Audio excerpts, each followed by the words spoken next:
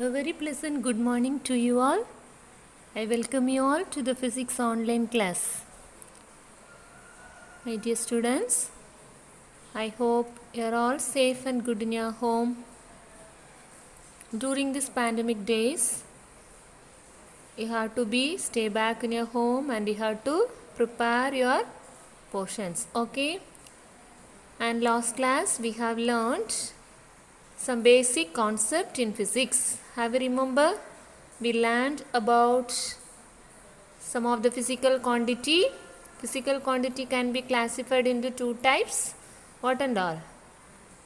Yes, fundamental quantity or basic quantity or derived quantity, isn't it? And also we learned some formula.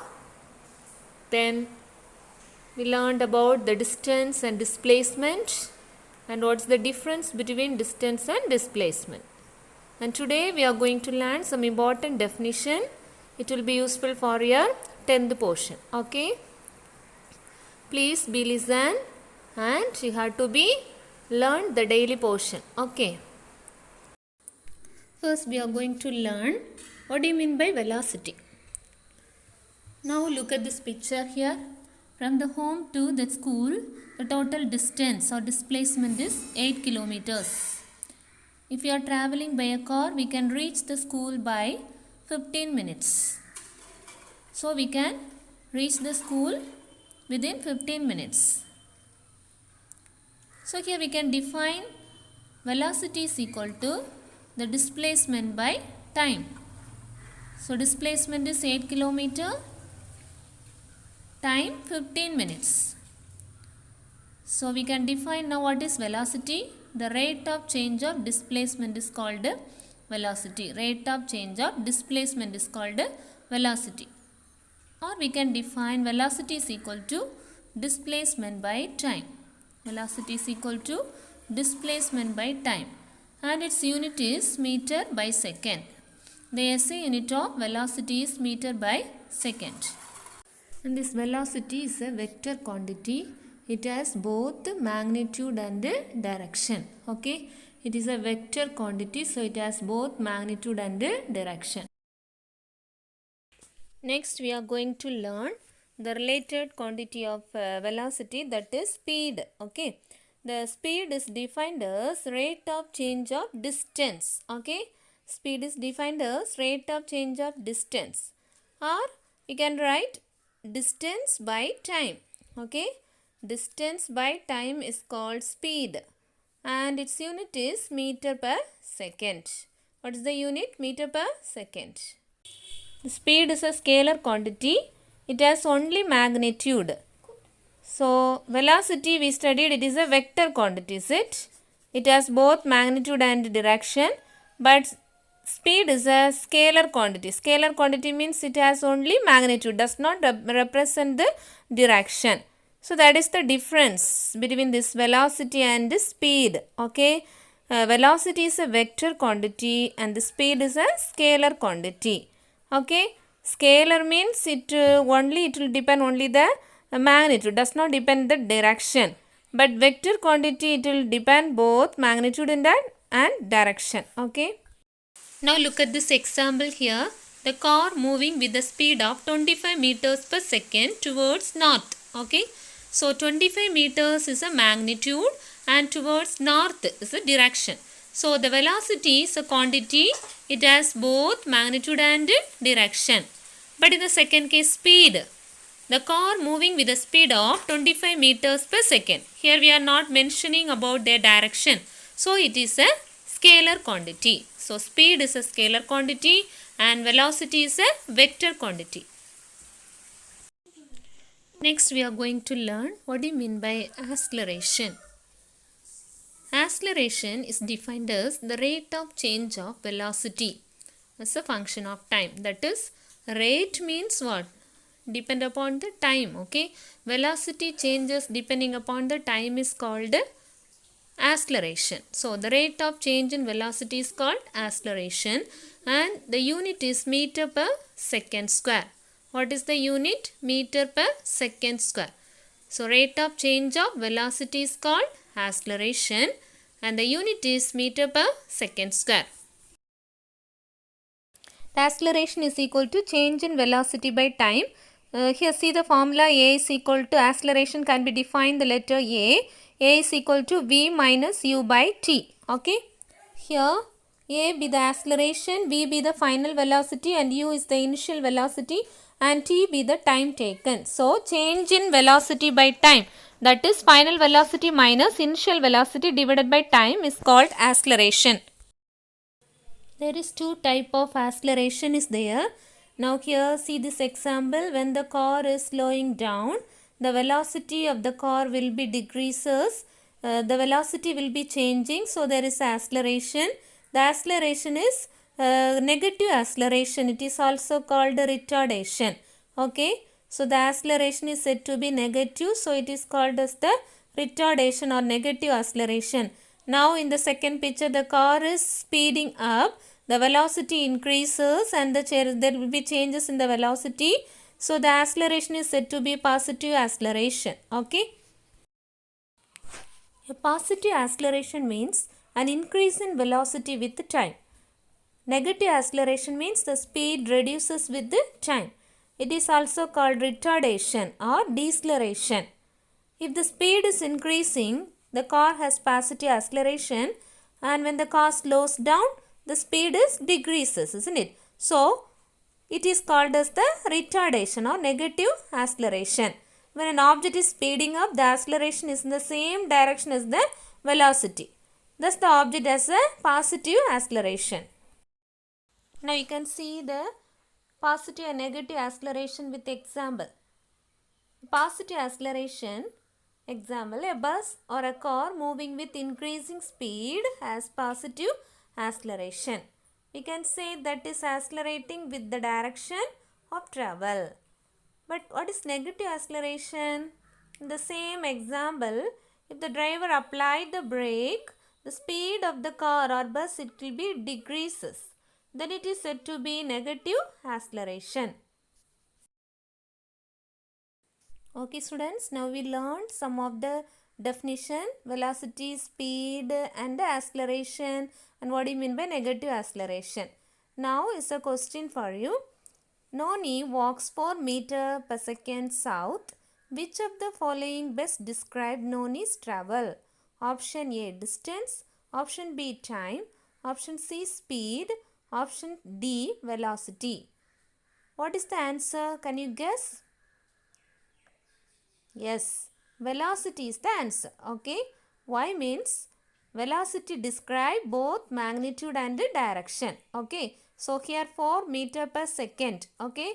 4 is the magnitude and the direction. What direction here they given? South, isn't it? So the travels describe what? Velocity.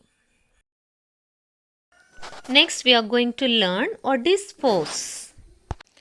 The effect of push or pull is called a force. Okay. So usually we'll say the effect of push or pull that changes or tends to change the state of rest or uniform motion of an object. Sometimes if you are applying the force on an object, it changes its direction or changes the shape of an object. Okay. So if the object is at rest, that state of rest will be changing when we are applying the force. When the object is said to be in motion, if you are applying the force, the motion of an object, it comes to rest. Okay. So this effect is called as the force. And this SI unit is Newton. Force is equal to mass of the object into acceleration. So formula for force, F is equal to m into A. Mass of an object into acceleration of an object. And the SI unit of the force is Newton. Okay. What's the SI unit of force? Newton. But in CGS system, the unit of the force is dynes. Okay. In olden days, people were used the different types of units, isn't it? CGS system, MK system, like the different system they were used.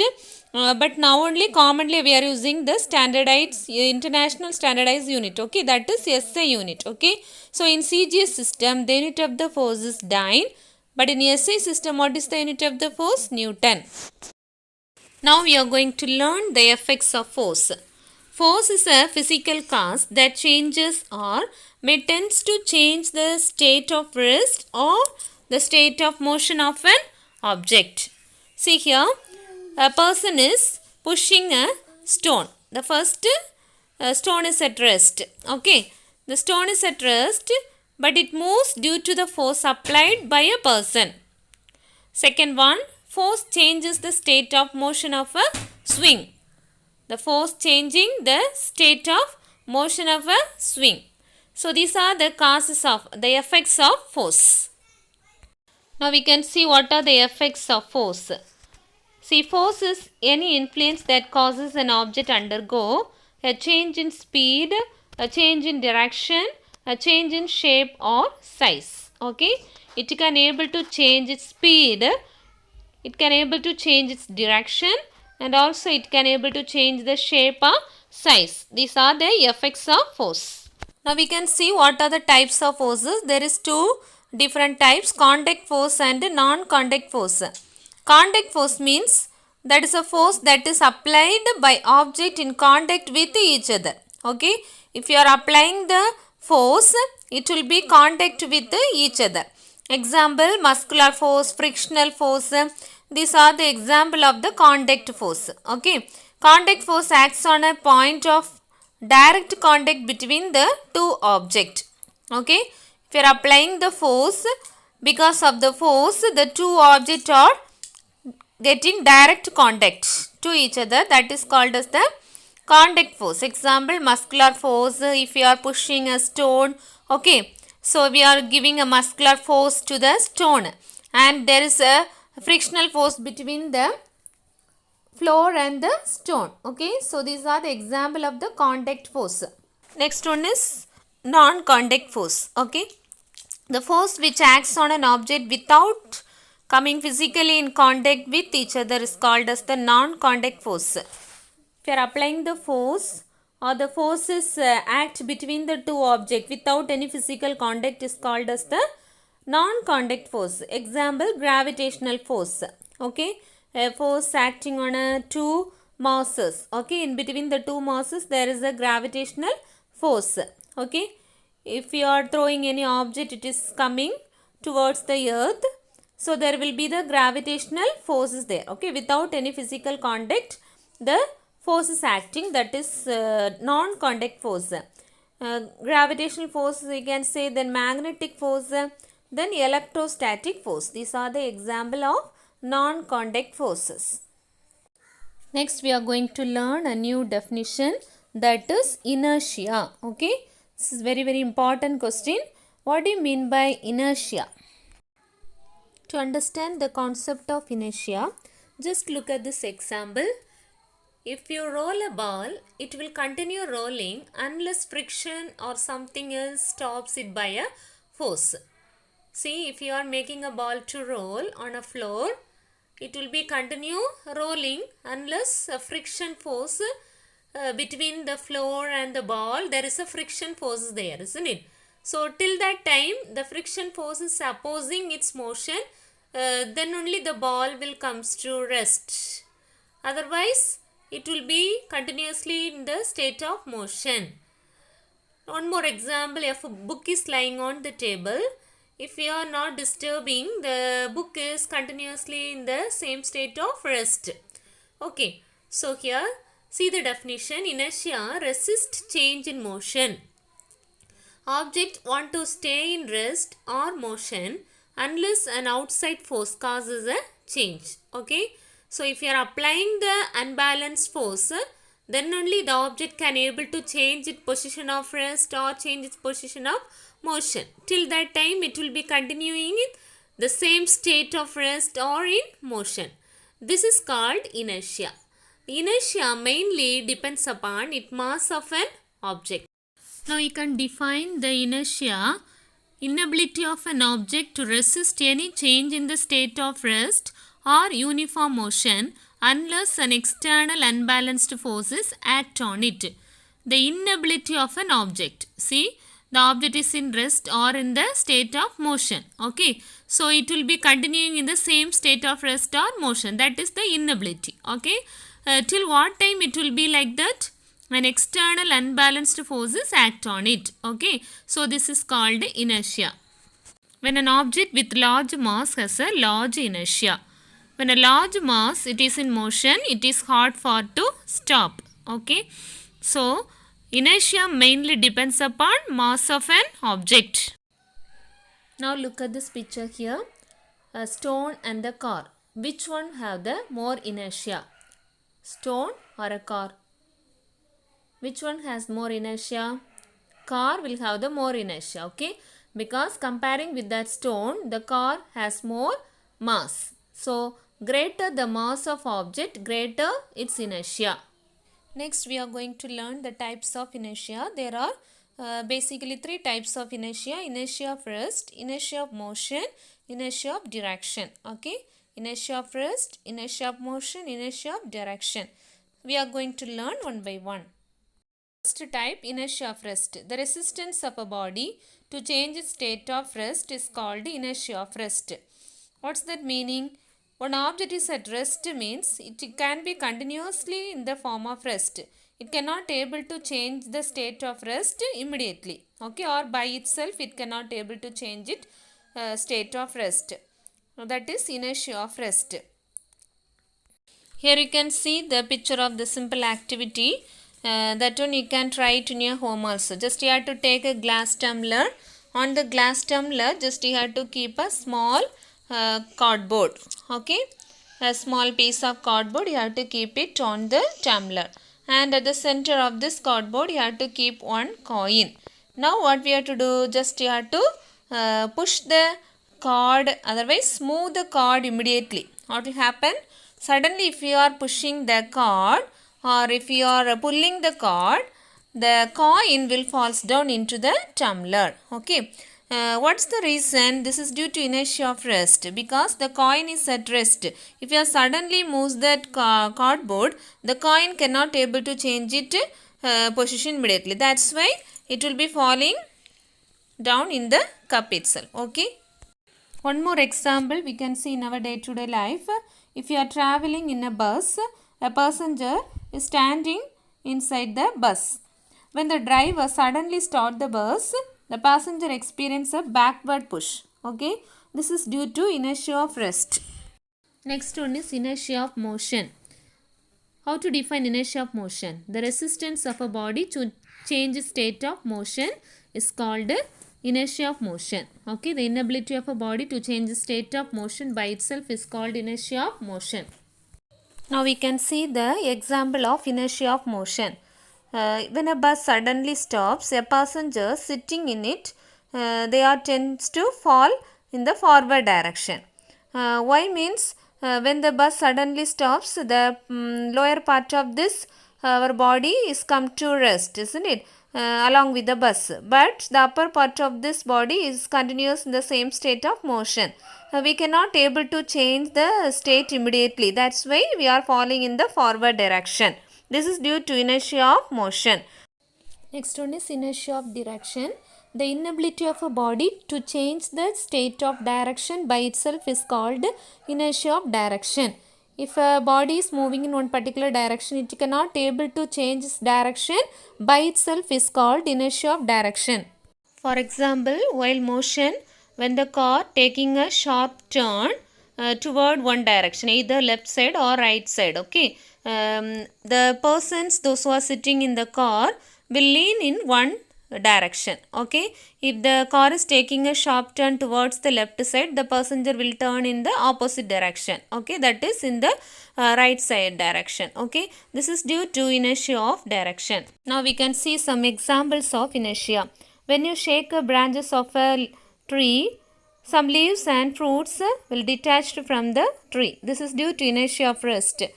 And also experiencing a jerk when lift suddenly starts to move. When the lift suddenly starts to move, we will experience certain jerk. Okay.